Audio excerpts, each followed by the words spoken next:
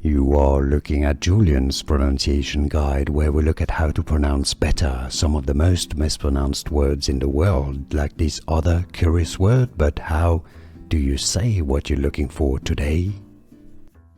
Let's learn how to pronounce this word. This is also a prefix if you want to learn more vocabulary, more correct pronunciations in English. Stay tuned, I've got many more fascinating videos for you.